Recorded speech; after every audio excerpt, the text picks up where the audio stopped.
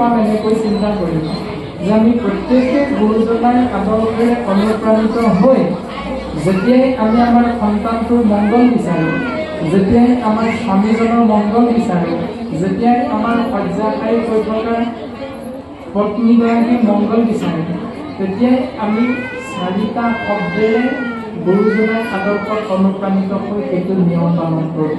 কোনটো? গুৰু, দেৱ, নাম আৰু ভকত। সেইখিনিলৈকে ঠিকেই থাকে। সন্তানটোৱে মেট্ৰিক পৰীক্ষা দিব, দুদিনৰ আগত গুৰু, দেৱ, নাম, ভকতৰ অৰ্থে নামঘৰত গৈ সেৱা কৰোঁ। সন্তানটোৱে 3 দিনৰ পাছত ইণ্টাৰভিউ, একেবাৰে শেষ ইণ্টাৰভিউ ৰিটুনটো পাছ কৰিবলৈ ৰিটুন পৰীক্ষাত অৱতীৰ্ণ হ'ব। পিতৃ মাতৃয়ে চিন্তা কৰোঁ, প্ৰভু ৰিটুনটো পাছ কৰিলে ল'ৰাটোৱে চাকৰিটো পাব, সেইকাৰণে গুৰু, দেৱ, নাম, ভকত আশ্ৰয় কৰি আপুনি মই নামঘৰত গৈ ধূপ ধূনা চাকি বন্তি জ্বলাই সেৱা কৰোঁ। কিন্তু যিদিনা ভগৱন্তই দেখিলে যে মোৰ ভক্তই মোৰ ওচৰত আহিছে, তেওঁৰ সন্তানৰ কৃপা বিচাৰি তথাস্তু বুলি ভগৱন্তই কৃপা কৰে। আৰু যেতিয়া ৰিজাল্টটো দিয়ে, ফলাফল ওলায়, তেতিয়া পিতৃ মাতৃ অতিশয় আনন্দিত হয় আৰু সেই আনন্দত আত্মহাৰা হৈ ধন্যবাদটো দিব লাগে তাক, আৰু আমি ধন্যবাদটো দিওঁ তাক। মংগল অমংগলটো পৃথিৱীতে সোমাইছে যে আমি ধন্যবাদটো দিব লাগে ঈশ্বৰক, কাৰণ ঈশ্বৰেহে আমাক কৃপা কৰিছিল। কিন্তু ধন্যবাদটো দি মেট্ৰিকৰ ৰিজাল্ট দিয়া দিনা খানা এটা দি দিলোঁ গাঁৱৰ ৰাইজক, আৰু সেই খানাটো আমি আহাৰ হিচাপে গ্ৰহণ কৰিলোঁ 25 কেজিমান ব্ৰইলাৰ মাংস।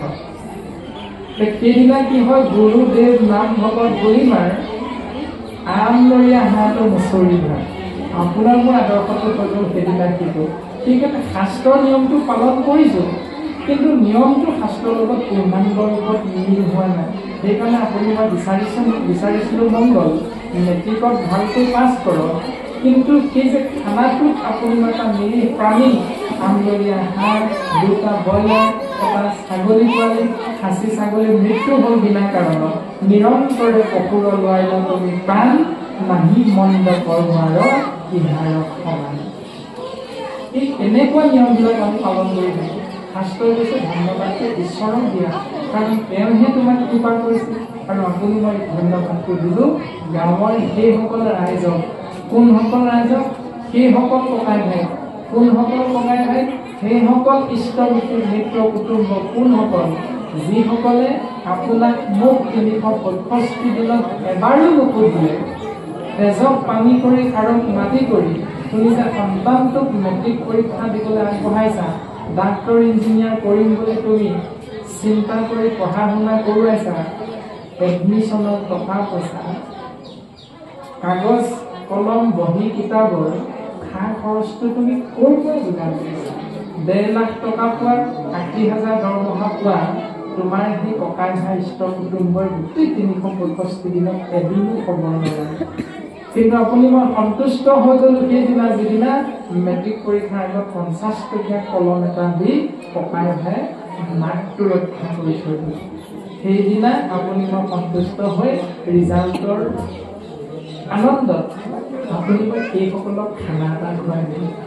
সেইটো হ'ল আপোনাৰ মোৰ অপৰাধটো, কাৰণ আপুনি মই শৰণ ল'লোঁ, আপুনি মই ভজন ল'লোঁ, আপুনি মই ভক্তি কৰিছোঁ, আপুনি মই সদাচাৰ নিয়ম পালন কৰিছোঁ ঈশ্বৰৰ ওপৰত নিৰ্ভৰ কৰি, আৰু সেইদিনা 50 টকীয়া কলমটো দিয়া, 100 টকাৰ কিবা এটা উপহাৰ দিয়ে সেইজন ককাই ভাই ইষ্ট মিত্ৰ কুটুম্ব বংশ পৰিয়াল গাঁৱৰ ৰাইজক আপুনি মই মাতি আনি এটা হিংসা জড়িত কৰ্মেৰে ডাঙৰকৈ ভোজ দি দিলোঁ।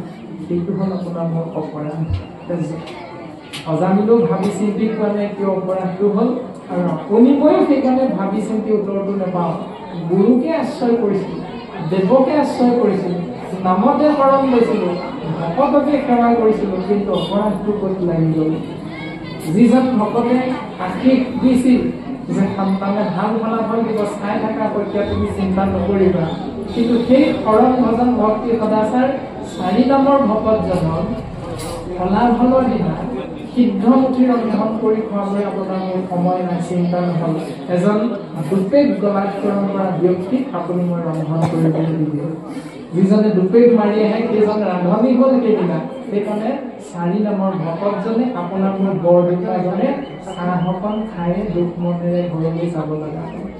গতিকে সন্তানৰ মাটিৰ ফলাত হ'লে ককাকৰ ফলত ভক্তি হোৱাৰ কোনো অথচ সেই ককাকজনক আমি সেই আনন্দটোৰ পৰা বঞ্চিত কৰি দিলোঁ।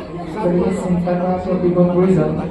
ভাগৱত ধৰ্ম নহয় বৰতালযোৰ বজাই বজাই নামঘৰত গৈ কৃষ্ণ নাম শুনিম, কৃষ্ণ নাম ভাগৱত কথাখিনি কৈ থাকিম, এইটোৱে ভাগৱত দৰ্শন নহয়। ফুল এভাগ লৈ আপুনি মই ভাওনা কৰিম, প্ৰদৰ্শন কৰিম, ভাও দিম, এইটো ভাগৱত দৰ্শন নহয়।